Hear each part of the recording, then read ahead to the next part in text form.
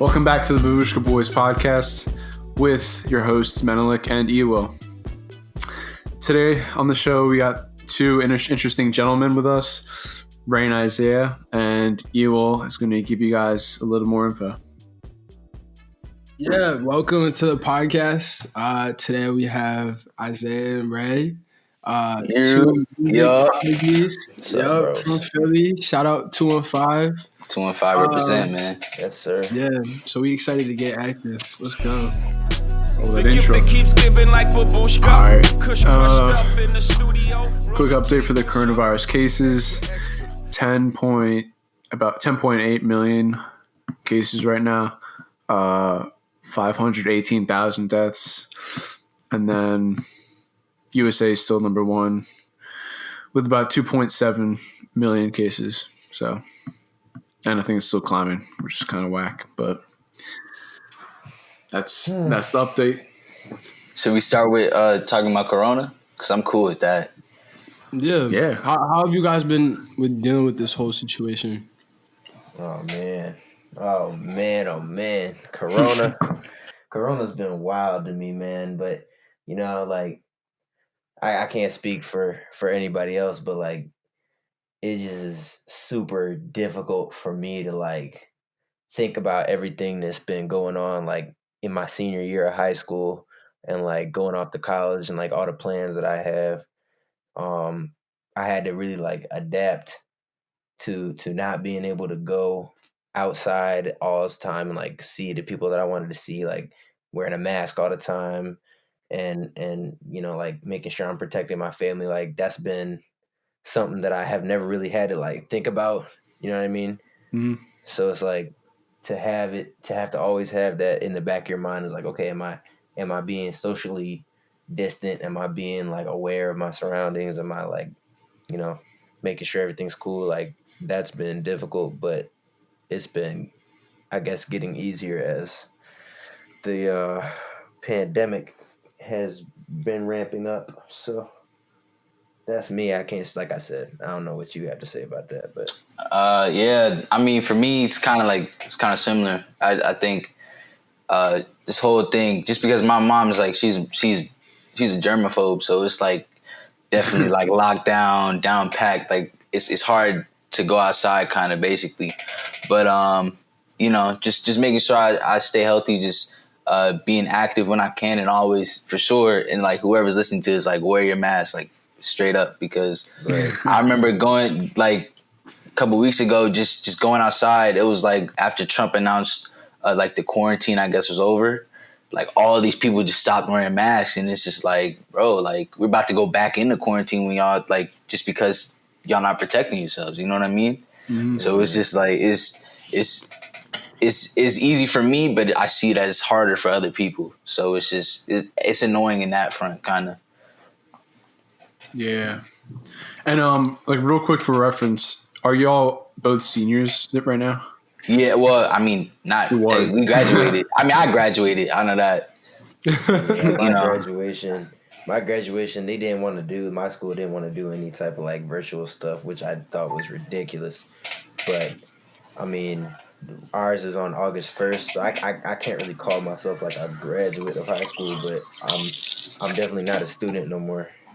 And I don't claim none of these schools right now. Yeah, facts. All the dirt's just being like pulled up, which is crazy. I mean, I don't know, like I know Ewell goes to LaSalle, but I don't know where you go. Mentally, like you can, you know, I don't know what's going on at your school, or whatnot. I mean, all right. So I mean, I don't know exactly what you guys are talking about, but like here, I'm in Delaware. Yeah. Okay. So I mean, we got some we got like accounts and stuff that are posting all the negative stuff that's happened at, you know, a bunch of the schools around this area, especially the private schools. Because I went to an all boys private school down here. But I mean, I actually like my school a lot. I think it helped me out. So I mean, I do rep it, but I don't know how it was for you guys. Yeah, ours is probably just a different experience, for real. because how would you guys explain like the schools that you went to someone who's never been there? Like, how would you guys explain it to Middle Lake? Well, Zay, you want to go first or me? I'm cool, whatever, bro. If you want to lead, you can. All right. Well, from my experience, I think everything was normal. Like, because I went to the same school my whole life. And, you know, that's how I know Ewa and Isiah and all that, because they went to the same school. And, like, middle school was probably, like, the best time, like, I ever had. But going to high school, I think because of the 2016 election, like, I just remember, like, you started to see, like, this shift in people. And, like, you know, I definitely started changing because I started judging people based on their morals because, like, you know, their support for Donald Trump, or, like, in my opinion, the support for like decent rights. You know what I mean? And like this year, I think was probably like the worst year because a lot of students just like turn on each other because you know, after a while, like it reaches a breaking point. You know, you got Donald Trump like not leading the country, especially like in quarantine where like everyone's, you know, trying to see everybody, but you can't do anything. So, you know, I definitely saw like a whole bunch of like beefs on social media because people were, you know, saying certain things that other people didn't agree with. But you know, it was definitely like a weird high school experience, especially just being a black kid, and one of few in the school. All right. What about you, Zay? Your question was like, how would I explain it to somebody who doesn't go? Yeah, like how would you? I mean, Ray went to Penn Charter, and you graduated from Shipley. So how would you describe Shipley to like someone like Middle who probably hasn't heard of the school before? I got you. So I guess I'll start for anybody. Like I don't know who the audience is, but whoever's listening, like I used to go to Penn Charter as well. So I left as a freshman. Sorry, after my freshman year, I left, and I started going to Shipley. And Shipley's on the main line, and so I would say like for me going there, it was definitely like it was a change from Penn Charter because I feel like the way that like people, I feel like the difference between Penn Charter and Shipley is like the problems and like the all the nasty stuff that goes on comes in a different form. Like at Penn Charter, it's like much more in your face, and like you'll have people at your lunch table like making racist jokes, and like you know what I mean, like Yeah, like it's just much more. It's much more like blatant, and at Shipley, it's like much more subverted, and it's like in the system. It's like ingrained into the culture, and so it's like you don't even know what hit you. So it's like I don't really know which one is worse. But I don't even know if like I'm answering the questions. Probably like I don't want to be like just talking about the bad stuff because sometimes like there were good experiences at the school too. It's just like going to like I don't know. It's like going to a country club for learning, basically. Like real talk. Like it's really expensive to go if you don't have financial aid, and it's a lot of white kids, and there's a lot of like access to programs. There's a lot of access to things to do. You know what I mean? Like if you're at a private school like that, like you're gonna come in contact with like lots of money and whatever money brings. You know what I mean? Yeah. So that's what I would say to describe it. I hope that answers the question. no, yeah, that definitely did. But you both went to like private schools in Philadelphia, and then they were both considered like in the Interact League, right? I don't know about Shipley, but Shipley's in the Friends League. Oh, so it's like you guys, Friend Central. Yeah, it's like us, Friends Central, Westtown, Abington, Baldwin, them type. You know what I mean? Yeah, I'm curious, Millie. Did you have any experiences like this where it's like you felt somewhat isolated, or was there like some racial tension at your school? Is that a Delaware thing? The a lot of people recently have been coming out and sharing their experiences, but based on my time at my school, I actually feel like it was like there was a community for the black people there, and I mean we had like a black student union there, and I'd go to the meetings all the time every week, and that's kind of where I felt that community present in the school, and it kept growing every year, and everybody kept encouraging each other to join and be active, and we go on trips and stuff. Just make it present and aware in the school. But then at the same time, it's like you kind of see at the lunch tables, all the black kids sit together, and I mean, I don't know, that's just kind of how it is. And it's more like just like subtle instances that often go unnoticed. But I think my school's making a good effort to try to weed out those problems. So I mean, like it's obviously not completely exempt, but like it's there and sometimes not there. But that's pretty much it. Yeah. And why do you guys think there's such a huge like cultural difference?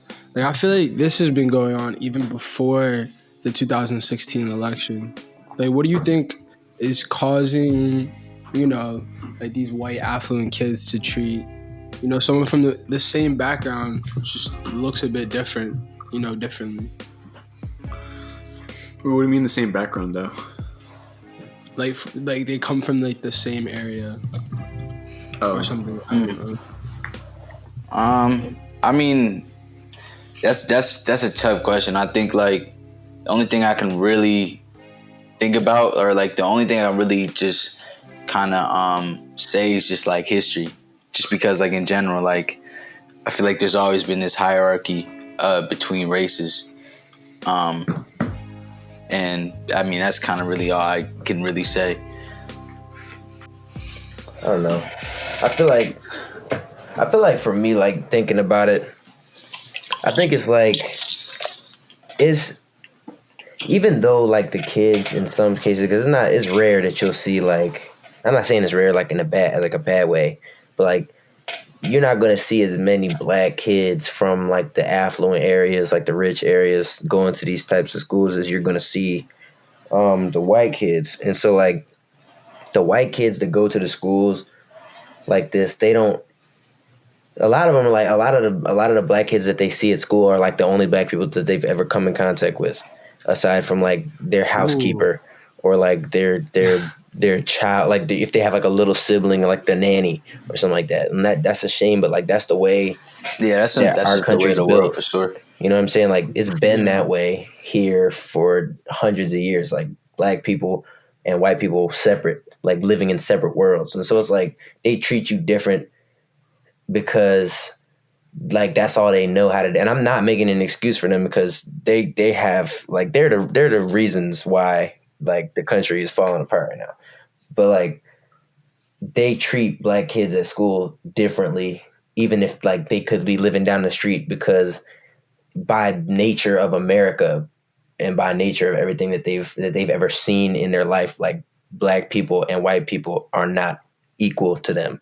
Like, you know what I mean? It's just so deeply ingrained into their lives that it's like, man, like how could I ever treat this black kid the same way that I treat my man Johnny over here or something like that? You know what I mean? It just isn't. It's just not that way. So at least that's my opinion. Interesting. Yeah. So you think it has to do with like more with exposure to like African American people? I do. I think it has to do with exposure and perception and self-confidence and like self-worth. Like a lot of white kids, when they see black people, like they just know what they see on Instagram, or like artists, entertainers, like, athletes, and they don't know that that's only a very, very, very small percentage of what being black means. And also, like, if you know how it is. Like, you see a black kid at a school, like most black kids are pretty popular. Like, we're just cool by nature. Like, that we're just cool. And so it's like some of the white kids see that and they're like, man, like, I'm jealous of that. And then they go back to, their own little communities and they're like, what am I supposed to do with this? Like, I'm jealous of this kid. Like, I don't know what to do. And they think, okay, well, my whiteness protects me. Like, my whiteness makes me superior. So at least I have that. And then they take that knowledge and they go back to school and then they start treating you badly. You know what I mean? It's a mindset and it's like a lot of factors. Yeah. No, I understand the perspective you're coming from. At the same time, too, I think going back to the whole history point with like institutionally separating black families with white families, when a family would try to go and get a loan, the bank specifically like not letting them get that loan. Oh yeah. Therefore make them all kind of go into specific zip codes, that literally determine the outcome of the rest of their like generations, and then like what schools they end up going to, and it, that kind of just grows in that area, and then the white kind of community grows in another area, and that kind of just sets it up with that whole separation idea. I agree with that. And like that happened to my grandfather. Like yeah. I mean, just because like my family, like they talk about it a lot, just about systemic racism and everything. But yeah, like he I think, I hope I'm saying this right. If my dad's hearing this, I hope I'm saying this right. But I think it goes like he was coming back from like World War II, I want to say, and oh wait, I'm tripping. Yeah, it's not my grandfather. It's my great grandfather. My bad. Yeah. All right. So yeah. So he was coming from World War II, and he was trying to get work and try to find a major job, just because coming from service, I guess you should be allowed to apply for certain jobs that you want, but because of his skin color, they were just like, nah, we're not giving you anything.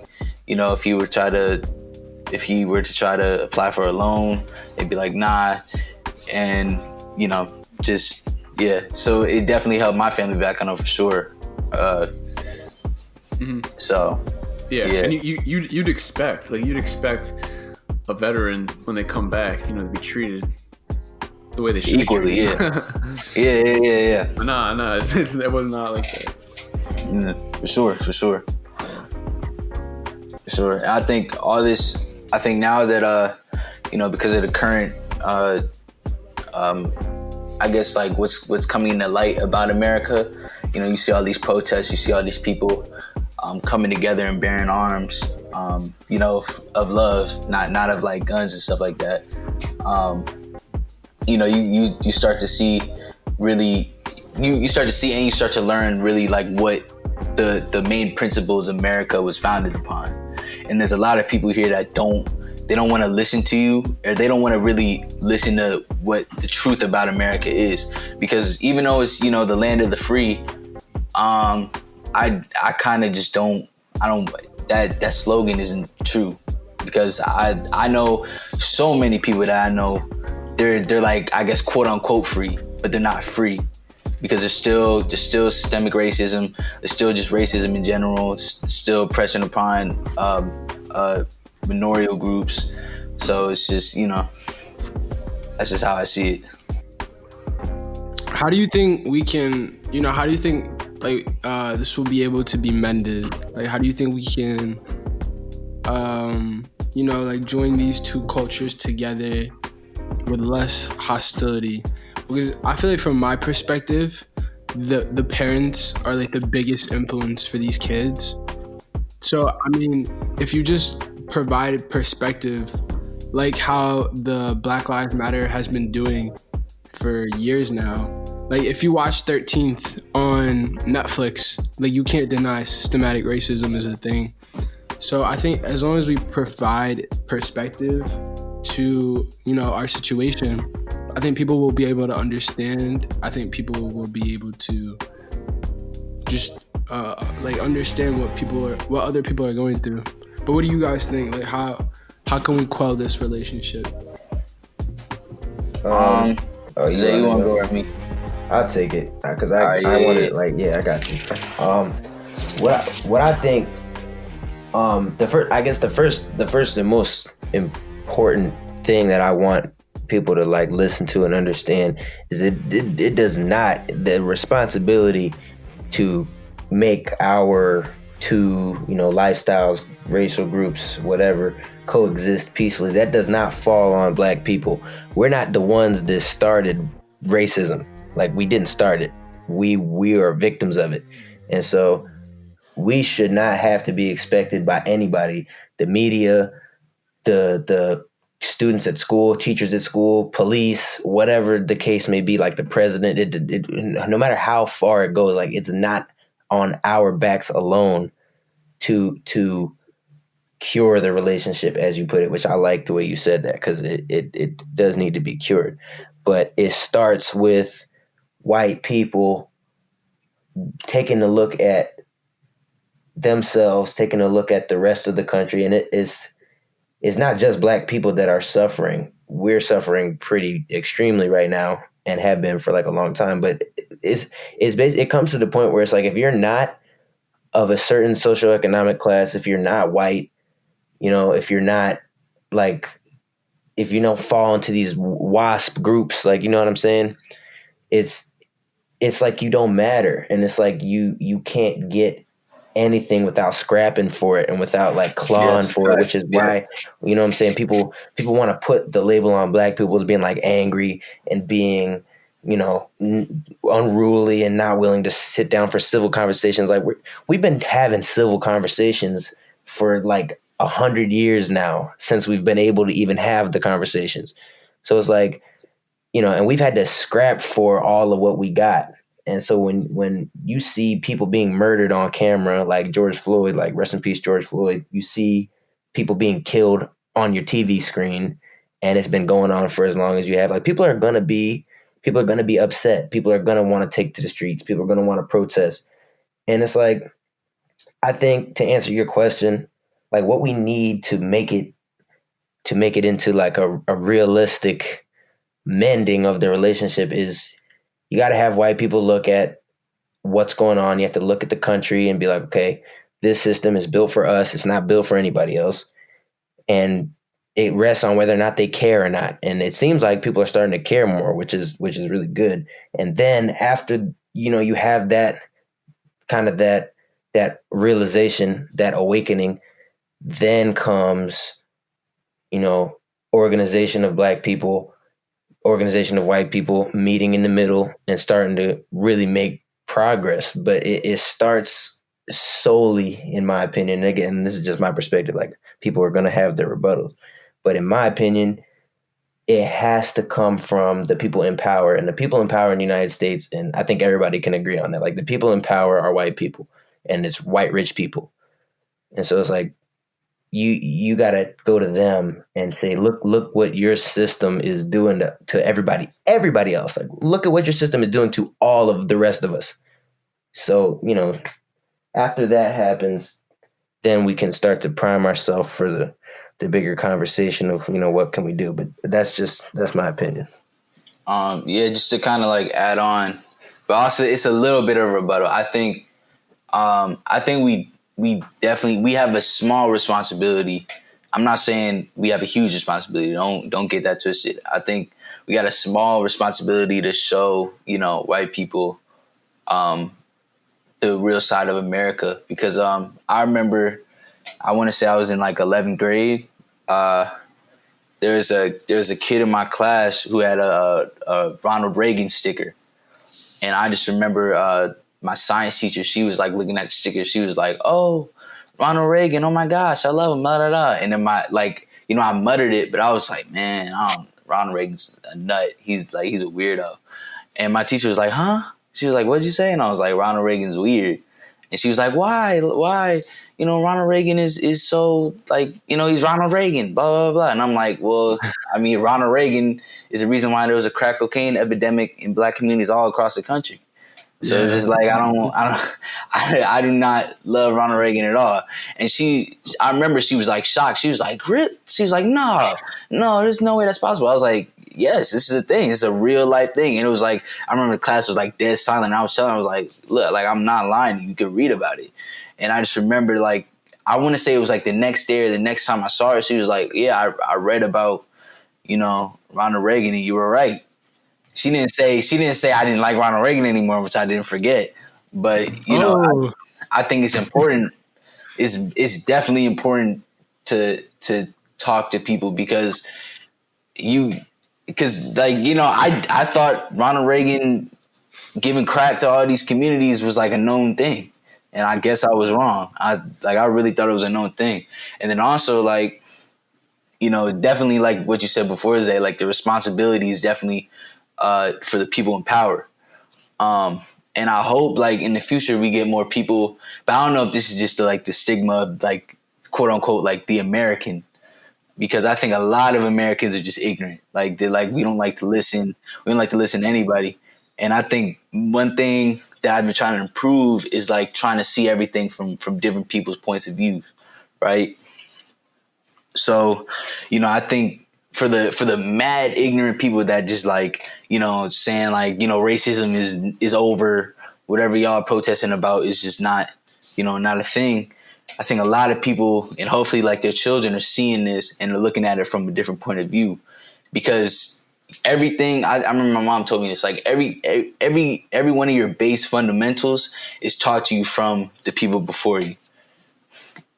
Yeah, so, like, you have people that are saying, black people are like whatever, like, they're just, like, whining about nothing. People are gonna, like, and this just shows, like you can agree with me.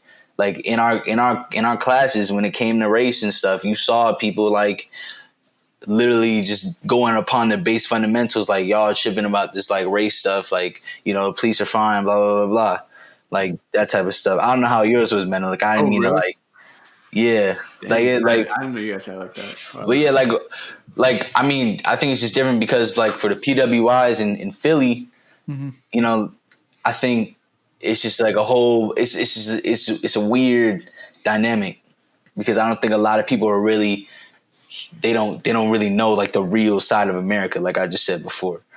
So yeah, and I mean, I kind of agree with what y'all saying, and in a way, it's like, in order to actually make the progress, it's a process with, you first you have to actually realize what's going on, and realize that there actually is a problem, realize what the sickness is, and then you take steps to actually try to heal it.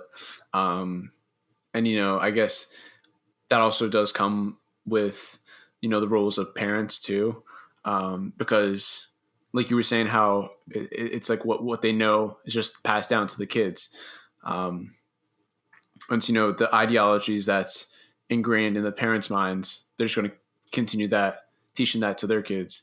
And then combine that with, where they're growing up and everything, their whole childhood, that just culminates into, where they are now. I think if we're able to change that and open people's eyes, that's where we can actually see the actual progress being made.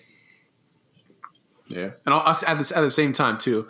I'm not saying, like, every white person's racist or anything. Like, we're not saying that. Like, but it's there. Way to make that explicit. Yeah, I feel like a lot of people like to assume that, and that's how they try to debunk these arguments by saying, where you saying all white people are racist? What? Yeah. I mean, we are generalizing here, but relatively speaking, it is true, especially with a lot of these PWIs. But I feel like we could talk about that for hours. So moving on into your specific situations, you guys are both up and coming artists. I know you guys have a lot of aspirations. So do you guys want to talk to us about just how you got to the place where you're at right now? Like, what made you want to start making music? And, like, how did that manifest in itself? Zay, you want to go first? Sure, I'll go first because my story is kind of funny, actually. So I guess for me, what happened was I told you, like I said in the earlier part of this, like I used to go to Penn Charter, and at Penn Charter, I was like focusing on like what I wanted to be known for and what I wanted to do with my time was like be a football player. Like I love football. I like to think I'm pretty good at it. I haven't played in a while, but I still got, you know what I'm saying? I still got a little something. But it's like, I went to Shipley, and Shipley is notorious for just being trash at sports. Like, they have no type of sports except for basketball. Their ball team tough. Their ball team tough. Yeah, their ball team is good. Shout out to Shipley basketball team. Y'all tough. But that's it. Like, they only have basketball. Like, that's the only thing that people care about at Shipley. And so it's like, I went to Shipley. I was on my tour. I'm like, okay, where's the football field? They're like, huh? I'm like, oh. And they're like, all right, where's the track? And what track? We don't run track. I'm like, oh, okay. So, you know, I got there, and I remember I think I hurt my knee. I hurt my knee doing something, just like messing around, I think. And so I didn't even have like a way to go and play outside sports because I was injured. And so I was like, man, I'm just like, I didn't have anything to do. So like one day, I love music. I've always loved music. And so one day I was like I was listening to a song and I was like, man, I could do this. Like, it doesn't sound that hard. Like I could just, you know, mess around and try something. So I got GarageBand up on my school laptop, and I found like one of those beats on YouTube that has like 9 million views or whatever. And I just like wrote something. It was garbage what I wrote. Like what I put together was so bad. It really showed me. I was like, okay, this is so much harder than I thought. Like I was being all cocky. I was like, oh, this is gonna be so easy, blah blah blah. And it was not that way.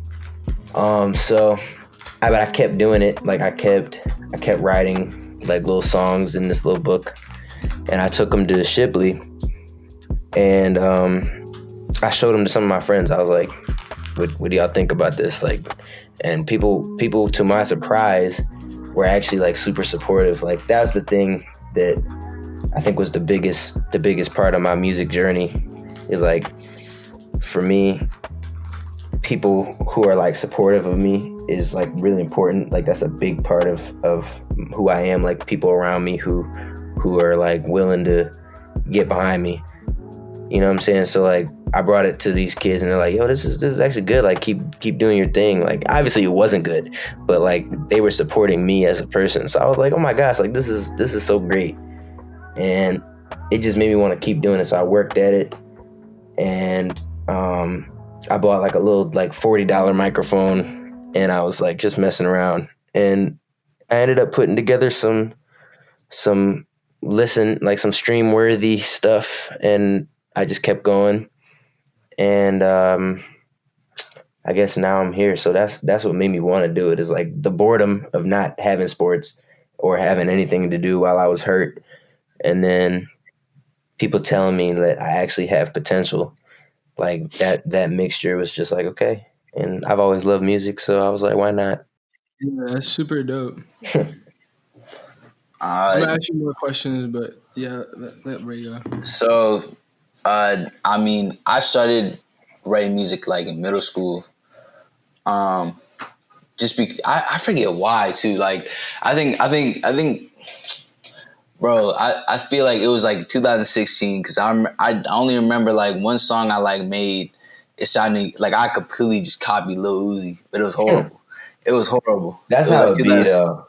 Yeah, it's how it, that is how it is. You just copy like what's out. Like that's facts. That's literally what I did too. So I want to say like I started writing around like 2015 and just like kept on going. But like at first I was like mad trash. And like I don't think nobody knew I like made music until like 9th grade. Because I remember like I was writing. I was thinking to myself. I was like, man, I can't write these like horrible songs. Like this is like not good. And I remember like I wrote like one song or something like that, and I was like, you know what, like I could do this for the rest of my life. Like I could really see myself doing this for the rest of my life. And I remember like I showed my cousin the song and like maybe like 5 other people. So like 5 people knew I made music like that. And I just kept working and working. And I remember like during the time, that was when I remember Zay like dropped his like first tape or something like that. And just seeing like, you know, everyone like, you know, getting hype about it, you know, just pushed me further. So I just kept writing, and I told myself like I'm gonna make a good body of work. Like I can't go out. My first body of work can't be like garbage. You know what I'm saying? Because now like at this point in time, like all of my friends were now making music. I felt like, you know, not to brag, I had a big hand in that, but you know what I'm saying? You know, so I just kept writing and writing. And then, my initial plan was to like get 100 songs and then like drop a tape. So that was like probably like at the beginning of like 10th grade. So that was like 2017 am I tripping, or like 18? I think that was 2000.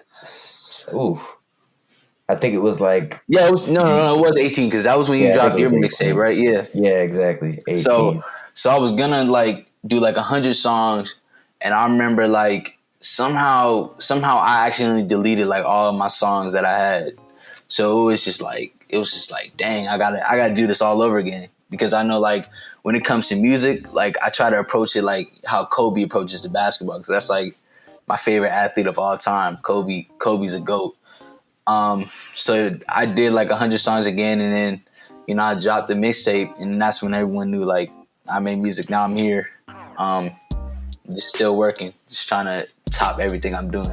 Yeah, man. Because I mean, yeah, Kobe used to just go in the gym and just go off, shooting off. So I mean, like, and if you translate that to making music, that's just kind of the same thing with going off and putting that work. Yeah, I truly believe that, because I think like when, like, I don't know if you heard myself, I doubt it, but like, I'm like a I guess like a lyrical conscious person. Okay. And I think if you want to reach that point, you definitely have to like put in hours of like just thinking, like hours of really understanding the concepts of like song structures and stuff like that. And I was really dedicated to making bodies of work that really could like touch individuals. Because when I'm done in my life, I want to know like at least something I really put my all into, like it worked out. And then on top of that, I'm leaving something that's bigger than me. That's like the main reason why I make music. And also like to like, you know, hopefully feed my future families and stuff like that. Like I don't really care about fame or none of that. So, you know. Okay. That's how I'm gonna have to listen to your music a little bit, because I'm really big into lyrical music. That's what's up. I got something for you. Oh, word. Yeah, I got something for you soon. Cool. Who would you compare your music, either Ray or Isiah? Who would you compare your music to? Any current or you know, past artists that are out right now? Zay, you got it. Man, see, I don't really know, because I go, like, the thing about my music is, and like the stuff that I do, is I go through evolutions, like, so like at the snap of a finger, like I'm changing what I'm trying to do. Yeah. So it's like if I release something, the net, like after like 2 weeks after I release it, I'm like, all right, I'm completely gonna change whatever my next release is gonna be. Like I don't have I feel like it's because I'm still trying to figure out my sound. Yeah. And like I'm switching. Like I started off when I first started rapping and like making music and stuff like that, and even singing and whatnot. Like I was trying to be on that kind of that trap vibe, where it's like, you know, you talk about the same like kind of stuff like most of the popular rappers. But then I started wanting to kind of expand to more lyrical stuff, like what Ray is into. So I would say that right now, like I I could give you like my best guesses, but overall, I don't really have an artist that I guess I can compare myself to. Sound wise, maybe, people have told me I sound like 21 Savage.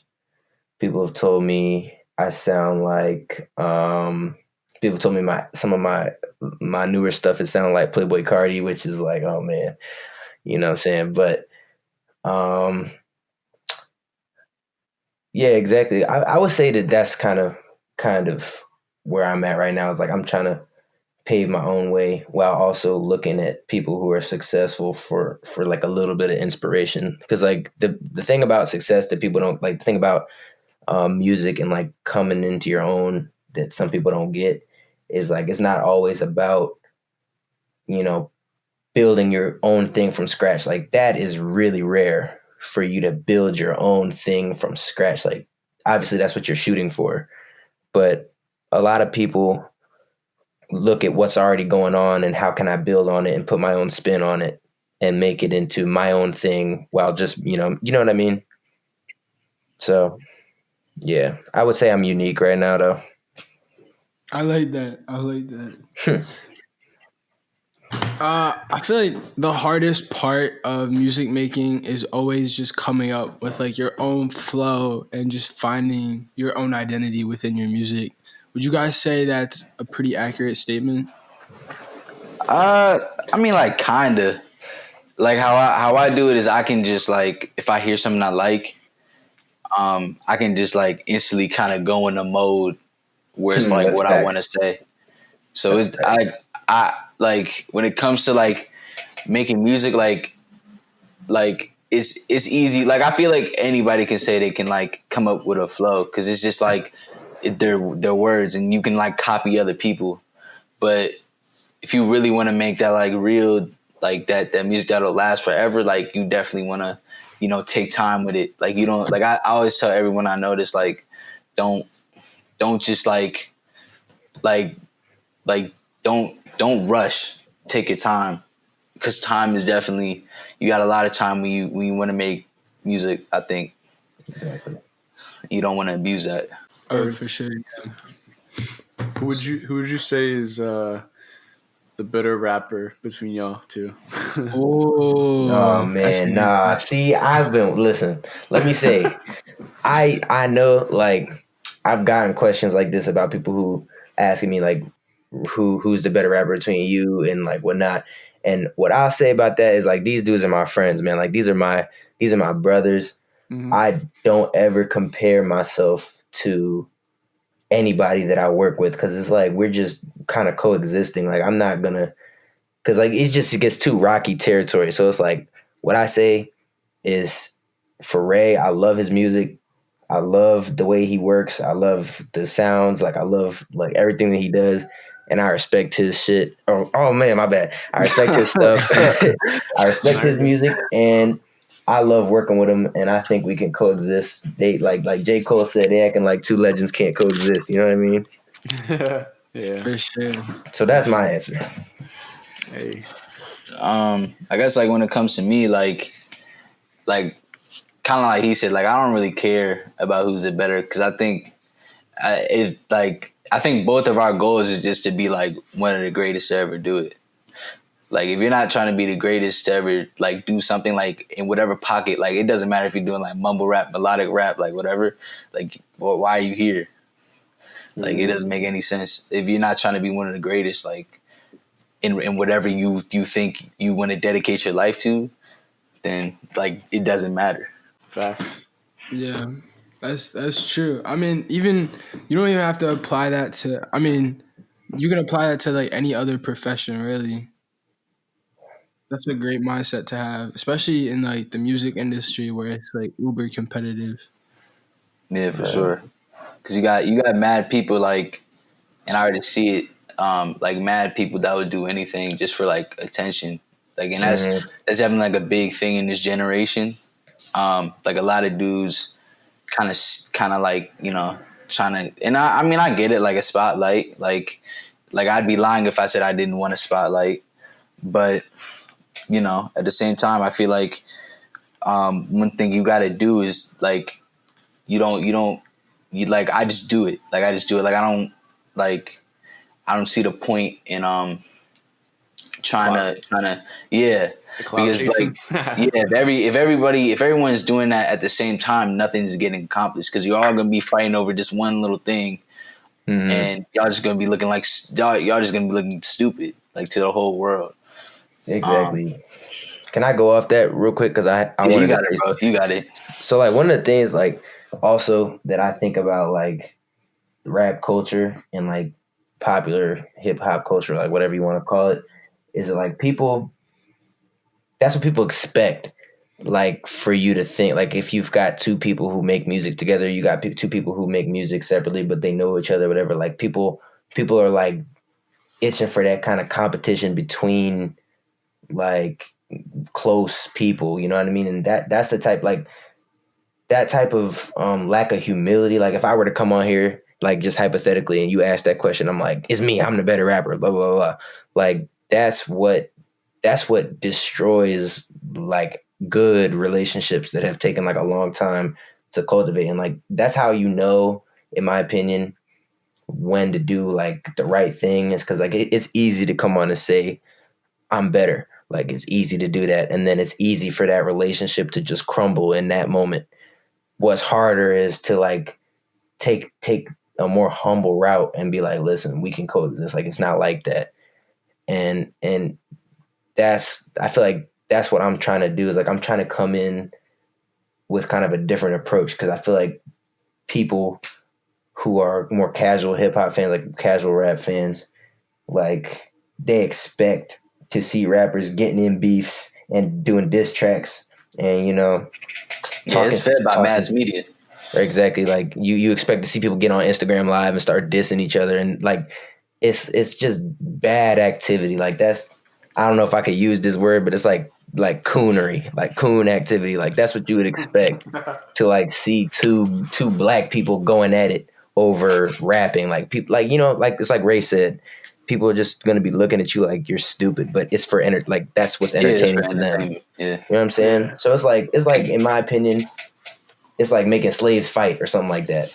Like not to get dark, but you know what I mean? Like so I'm trying to come in and be more like chill about that type of stuff and just make the music and be humble and all that stuff. Yeah, just to kind of piggyback off him like one more time, like the industry that we're trying to penetrate is like their main thing is making money off of black men. So it's just like in this era, especially you don't want to go against one another, especially in a media where most of your fans would possibly be like white people, because I think a lot of people with negative intent, that's what they'll want to see. Like they'd want to see like black people try to hurt each other or harm each other, and it takes a lot of people a long time to like realize that and like to mature and like think about the bigger picture like that.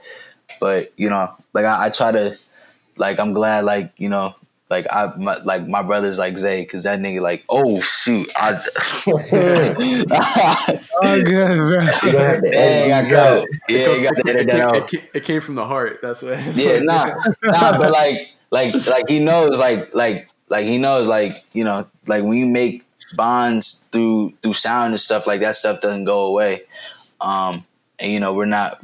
We both know like we're not in it to like be like this center of attention, have the whole world adore us. We're just doing it because it's a genuine love, and that's what's the most important.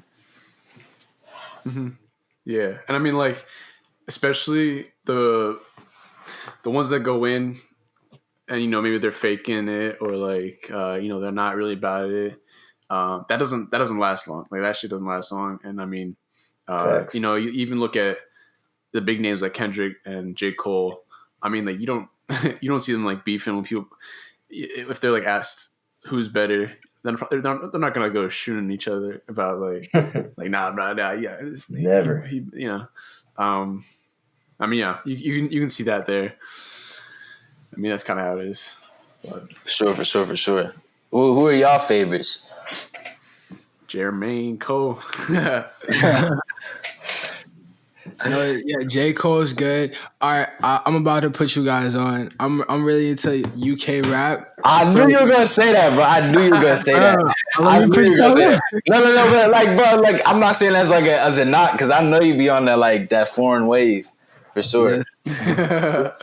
Bro, but there's a lyricist out there. His name is Dave. No. I heard the giant. What was Black it called? Like psycho psychodrama. drama. Yeah, bro. I heard that for sure. That was crazy, and I remember Bro, like there like people were raving about that too. oh my god, bro. Hardest, bro. And he's so young. He's like 21. He was 18 when he dropped. He was y'all age, bro. Y'all could be like Dave. For real. I have faith. Wait, when was he? Because I remember I first found out about him because he was on that Drake song, or like Drake remixed his song. Yeah, 1-0. Yeah, that's Yeah, how he blew up. But he started, I think, when he was like 15, and he blew up like a year later. Oh, that's what's up. That's what's up. That's what's up. But Yeah, man. all right, so on YouTube, he has this performance of a song called Black, and he does it live with the piano. Oh yeah, he also plays the piano, bro. He's mad talented. But I recommend you all listen to that. I'll send it to y'all later. But it's crazy. Yeah, man. Dave's definitely one of my favorites. But like American wise, oh, there's also Stormzy. Stormzy's another good one. Yep. Can't Stop, Won't Stop is another banger. That's a single that just came out. Bro, I think y'all would like y'all would vibe with that for sure. I'm gonna send you guys this. Yeah, But, send in the chat, bro. I will. I think Nipsey Hussle, he's definitely up there. Biggie, I'm a big Biggie fan. I listened to the Can't Stop Won't Stop last night, and I was actually surprised because I didn't think it was gonna be like that lyrical, like that in depth, but I was like, yo, that's actually tough. Like, yeah, isn't it crazy? yeah, that's good. You know what the crazy thing is, bro? Like What? when it comes to Nipsey Hussle, like the craziest thing is like I didn't even know like Nipsey, like when he died, like of course I knew he was a rapper and stuff, but I didn't like when I first heard about Nipsey Hussle, like I thought he was like a businessman, bro. Like that was I think like bro, like nah, but that speaks volumes though, because I genuinely thought he was a businessman up until like I think until like FDT came out, because like you heard the story about how he like gave his like mixtapes out for like $100 and like all like yeah, bro. Like I remember someone told me about that, and then on top of that, like about he would like make all these crazy business moves. I was bro, he's definitely bro. I think he's also trying to like work on the brand a lot. You got the marathon clothing line and yeah, bro. It's a shame that he passed because I think he would have definitely capitalized on that too. Mm-hmm. Yeah. So, yeah, I mean, like, do you guys like other cultures? Have you guys been getting like? Do you go outside of your? Okay, all right. I should start. My bad. I should start by saying, Tyler Creator is always talking about how he likes exploring music outside of his music genre. So, do you guys do some of that? Like, will you listen to like James Brown? Or like, will you listen to some rock or country or some soul?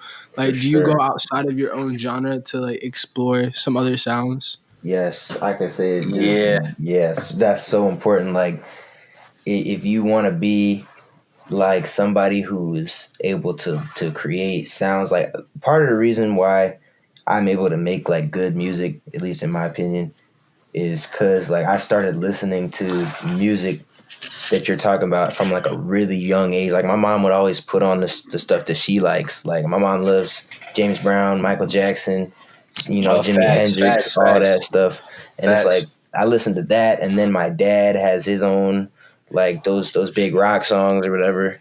You know what I mean? Like that type of stuff that's outside of hip hop. It just because music is like a big spectrum. Like it's like a continuum, and it's like if you listen to this, you can take aspects and elements of other genres and put them into your genre and make something like really cool. Like, you know what I mean? It's just like, it's always good to have exposure to a wide range of stuff. Like that can only make you better. It kind of like to add on. I think even though it's kind of cheating, but like two things that I've really been trying to like ingrain myself into listening to is like old school hip hop, because I think just because growing up, like my base or like my fundamental music taste has always been like, you know, like the like 2013 and onward, or like when I really was paying attention.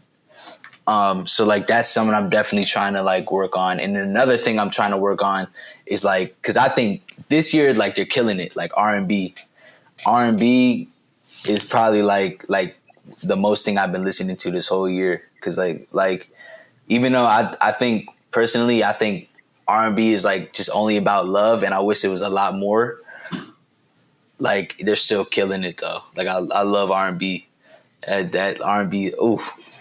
Like nah, cause all right, look, like I could put y'all on. Like go ahead.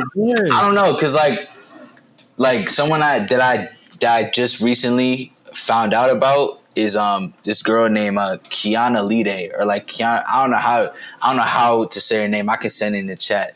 And it's like Kiana Lide or something. Her album goes crazy. That joint is fire. And then I guess like you can kind of throw him in there like Smino. I kind of see him as like a R&B like type dude, kinda, but not really. And then this other dude that I've been listening to, his name is like, hold on, let me find it real quick because his name is hard to pronounce. His name is Two for like Wayne, or like Two for Wayne. I don't know how to pronounce it, but like he's fire too. That's definitely someone I've been listening to as well. He's like an alternative type artist. Yeah, man. All those people they're always on the down low.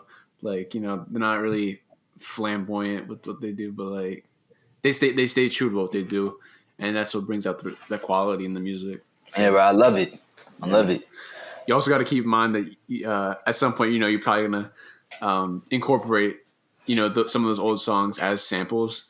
You know, some of the best songs that have come out use samples in the track, and like that can definitely bring a different dynamic to your music. You know, if you wanted to. No, I would, trust me, bro. Like I would definitely, because I'm trying to, like, one thing I've been doing this summer is like trying to learn how to produce. You know what I'm saying? I'm trying to be on like some Kanye West type vibe or something like that. So that's definitely something like I would love to do in the future, for sure. Like no sound shouldn't get untouched as an artist. No sound. Ooh, I like that. I like the ambition. Yeah. Because you always got to expand it, you know what I mean? Like again, like even like I had said before, like you're not trying to be the greatest, you shouldn't be here. What is you doing? Yeah. That's straight up. So what advice would you guys have for people who are, you know, trying to start their music careers, you know, trying to get out there and just get more exposure? What advice would you give to them? For me, I would say, like first and foremost, like Ray said, like take your time. Like a lot of people think that you gotta have something happen like overnight. You know what I mean? Like it's gonna be like one night, and the next thing you know, you're sounding really good. You've got the lyrics put down. You got, you know, your effects and everything. Like there's a lot of stuff that goes into it. So you just have to like experiment with stuff and take it easy on yourself. Like don't be too hard on yourself and be like, oh, you know, I mean, I'm never going to get to a level, like it's just so hard right now. Like you'll get there. You just have to work on it. And it's just like, you know, just be cool and take your time. So for me, like I didn't get to where I am in one day. Like I said, I started this back in 10th grade, and you know, it's been up from there. Like I'm going to college now. Like that's a pretty fair amount of time. So that would be my advice. My advice to get, this is weird. This is a weird question because I'm not even like popping, but like you're still young. Yeah, like I think like you gotta know why you're doing like music, whatever your circumstance. Great point. No matter what. don't get a big head, because you will get humbled quick. You will get humbled quick. And you like, even like, I'm not even in a music industry, like, but I know like you will get humbled easily. Yes, sir. Because there's always someone who's working. There's always someone who's working. So you gotta, you know, and yeah, that follows to my third point. You know, you gotta have a high work ethic. Because something that I live by is, you know, whatever you want to do, you want to be the best to do it. So for sure, you got to get a high work ethic. You want to definitely scout out the stuff that you need to get, and you need to learn how to make businesses off of, like, you know, your surroundings to get money. Because I can definitely attest to, like, I've spent like probably like $1,000 out of my own pocket, like on music supplies. Like I know that for a fact. And luckily, like, I learned how to like make money through like just simple stuff. Like if it's like, you know, helping out like neighborhood people. Like, I don't know, like, what's the job? Like, I don't live in the suburbs, but like mowing the lawn or something like that, like for other neighbors. Like that's definitely like one way to do it. Way I did it is I started like a t-shirt brand to help fund money for all the recording supplies I needed. Yeah, like, and then just like another point, just like be humble. Just because like I feel like the coolest people are just humble. But yeah, that's kind of all the advice I had. Oh, I forgot one more thing. Know the people that you're like make sure the people that you surround yourself with are like-minded individuals, because you can't make it in music alone. But you gotta have a certain support group that you could definitely like they're comfortable with you enough to like give you really rough criticism, and like also want to see the best success for you, because that's really important. Yeah, for sure. And like kind of going off of that, I think you kind of look at maybe Pop Smoke's situation a little bit. Oh, like, chill, man. Oh, what? nah, just because that's just so like, oh man, bro, that hurt. It is Wu Back Wednesday. Nah, it is Wednesday, man. Rip Pop Smoke, man. That RP. It's crazy because I didn't really appreciate him until he was gone. Like I was bumping. Facts, bro.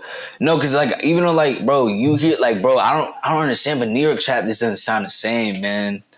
Yeah. Like I like, bro, like it's like, bro, definitely. I feel like I took Pop Smoke for a little bit of granted. Like when he first came out, I wasn't really listening to like Welcome to the Party like that. But like, dang, I'm glad though I appreciated Pop Smoke before he passed, because I wasn't one of those fake fans that just hopped on.